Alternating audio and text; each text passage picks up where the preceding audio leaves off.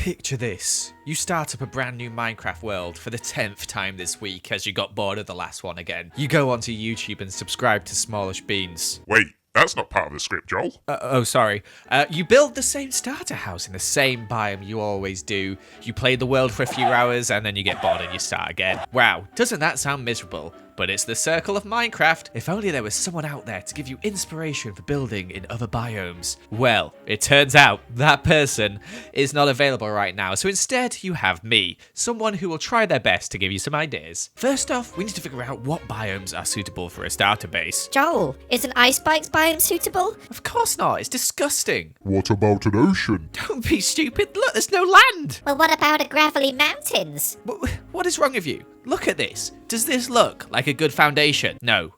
We're going to start with the jungle biome, because this biome is a-okay in my eyes. So for all of these starter houses, I'm going to be using items that are relatively easy to get. By that I mean no nether items, no end items, just mainly items you find in the overworld. So let's kick off with this jungle build. Now first things first, you gotta clear some space in a jungle. I use world edit here. In survival obviously you just knock it down with your hand and your axe, etc. And the problem I have with jungles is that mobs just seem to come out of nowhere because of all, you know, the leaves and the rocky terrain, etc. So I decided to add a wall around this starter base here in hopes that it keeps it a bit mob proof. And for the build itself we use some jungle wood, some granite and some terracotta. The terracotta is a bit trickier to get, but I think it's not super hard if you've got a shovel really, is it? As for the design, it does have 2 floors, but the second floor is very small and just has a bedroom on it. It's very compact, and also a positive is you can have all your stuff within inside this wall, meaning it'll be nice and safe at night. Let me quickly show you the interior. So normally when you add a wall around your build, it makes it kind of annoying to get in and out. So what I've done is I've put 4 entrances. We got one on every single side,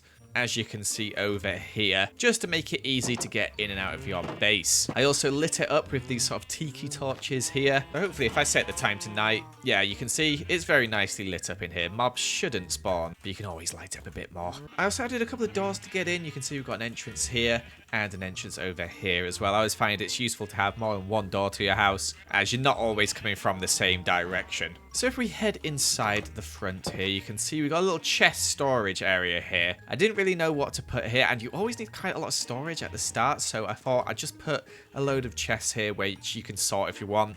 But I also put a load of barrels over here as well, which are very useful for just sorting items out and also look quite nice. We got your furnaces, your blast furnace, everything you'd basically need in a starter home. And then the staircase up here leads to your bedroom. I added in some jungle leaves to remind you you're in the jungle, and also we've got a nice little balcony here. It's only tiny, but you can see out around the jungle area. Very lovely. So very compact build for the jungle. Next up we have the dark forest biome. This biome is dark and also a forest. And quite like the jungle, it's very much full of dense areas. So once again I had to clear out a little area and also do a little bit of terraforming. Not anything too crazy. And then I made about 3 mistakes of trying to build a mushroom before finally getting to a one I liked. Because yes, that's right, we are building a mushroom house here. I think this is a really cute base, very easy to make, just using some diorite and some red wool as the main blocks, plus adding in some birch as well inside. Oh, and also some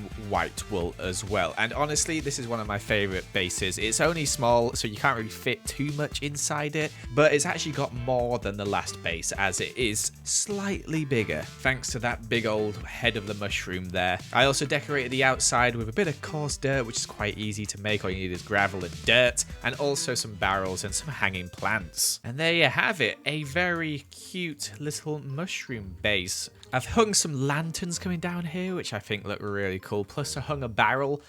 I don't know why, I thought it looked cool. Oh, and also I hung these saplings in these pots here and put some hanging leaves as well. Just add a bit of, you know, extra colour to this build. A nice little pond here as well. Obviously, I'm not using any bamboo or anything, but you can put some sugarcane around there. Bamboo is found in the jungle and also quite hard to find. So for a starter base, unless you're in the jungle, not using bamboo. But inside this base, we've got a very nice dark oak stripped wood floor. Obviously, a lot of dark oak out here, isn't there? Yeah, I think you'd be fine for dark oak. Also, just got some basic stuff like we had in the other base, some storage, etc. Upstairs, again, just a bedroom, very simple, nothing too crazy, but there's another floor, which the other base didn't have, and up here we have an enchanting area where you can get your level 30 enchantments. Also store your lapis in there if you want. So very small, kind of narrow base, but perfect if you want to settle in a dark oak forest. And look, it kind of blends in, kind of. Not really, but kind of. Next up, we're going to be heading to the desert. And the good thing about the desert is there's no trees, so we don't have to clear any trees. We can just start building, and that's exactly what we did.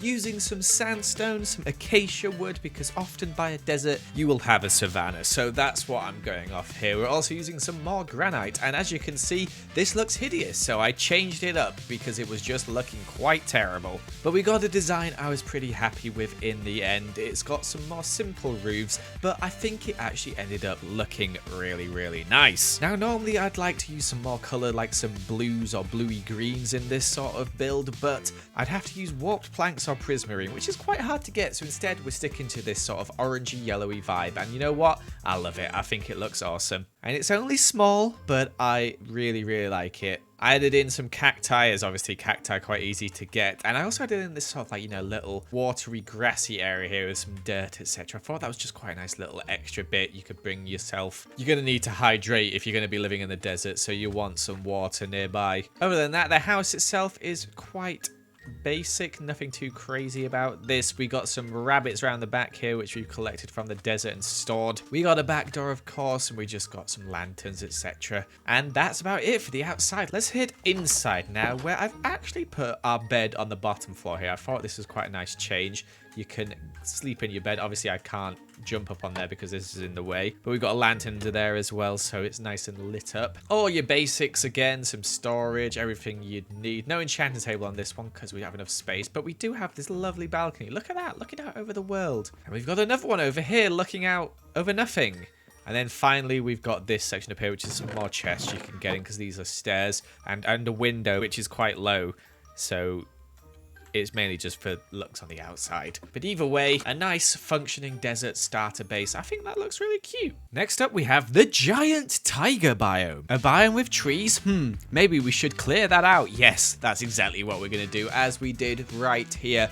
And for this base, I thought I'd go for more of a tower, and it took me a while to get it right, as you can see here, but eventually we settled on some cobblestone and mossy cobblestone, as there is loads of mossy cobblestone in this biome, along with some spruce, of course. I mean, we're surrounded by spruce. We're going to use spruce, and I decided to make a watchtower with a sort of rocky tower at the bottom, and at the top it's kind of neat and tidy and not overgrown, because this is where you do all the watching from. I used some oak wood for the roof, but apart from that, most of the blocks are found in this biome, to be honest. It's quite a simple build. However, it is quite tight inside, as I will show you now. Bada bing, bada boom. Here is my tower. I think it looks pretty good. I'm happy with it. I'm liking the spruce trapdoors. I just love spruce trapdoors. Who doesn't like spruce trapdoors, right? They're just the best block, to be honest. We've used a bit of granite and brick here. Luckily, there's a load of clay in the water over here, so making some bricks probably wouldn't be too hard, as it's just so easy to find in rivers like this. But apart from that,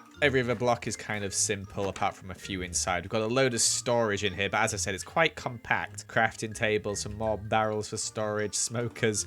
That's very, very tight space, but you can head up. We got a bedroom, which is usable. We got some decoration, some more storage as well in case we run out. A hanging plant, because there's not really space to put many things anywhere. And finally up here, we've just got a plant and another plant, and then we can look out across the world. But a very compact base in a very uncompact biome. And from here, obviously, you could have other buildings like your barn and your farm and your enchanting area and stuff like that. I'm just really happy with this. I think this is quite a nice base, and I really like how it matches the trees, right? The trees here are very tall, and I feel like this base symbolizes that tallness as well. So there you have it, the giant tiger. I guess this would be fine for a normal tiger as well, except you wouldn't get as much much mossy cobblestone. Next up, we have the snowy tundra. Now, I saved this one for last because it's quite a sort of mix of all the other woods and stuff we used in the other builds, because you don't really get any like wood in this sort of area. You get the spruce trees nearby, but I used some dark oak as well because it just looks quite nice with the spruce in my opinion. But the one thing you can use to your advantage in this biome is the snow for the roof, and it took me a while to get a look that I liked, but using the layered snow you can sort of make a cool effect. Originally I went for quite a neat effect and I tried snow around the outside. It didn't look good, then I just went for a sort of rough effect like this, and I think this looks really nice. I wanted to create like a cozy warm cottage, and I think I've done just that, especially the inside of this one I think looks really nice. Also we added a lovely little spruce tree on the outside as well. Aww. So pretty cute build in my opinion. Also, this may look like a lot of like detail and stuff. I just sort of just randomly place this stuff, and I think it actually ends up looking quite cool. So I do like that. It's really quite easy to do. We got a little fire pit round here. We got another entrance over here. It looks better from this side actually, this place, I think. Yeah, maybe than this side. Either way, I think it looks pretty cool overall. Lots of fences around, etc. The small little pine tree here we have, a little bench as well. We've got some water over here which is frozen into ice. I did actually place that as water. A little balcony deck thing here, and then inside, this is probably my favorite interior so far. We've got our little crafting area, chest room here, furnaces over here, and then we've got this little sort of balcony area up here with our bed, which is very cozy. You can look down into the rest of the house, gives me a very winter cottagey vibe. And then over here we just got some random stuff for decoration. But yeah, I really like this house. This is really cute. I'd love this as a little starter base. I could see myself living in this. Sometimes you gotta do things for decoration, sometimes you gotta do things for purpose. And this has a great mix of both, in my opinion. So there you have it, the snowy tundra house. So there you have it, guys. I hope I could give you some inspiration today. Thank you so much for watching. Hope you liked the video. Make sure to leave a like if you did, and also subscribe if you're new, and I shall see you another time. Goodbye.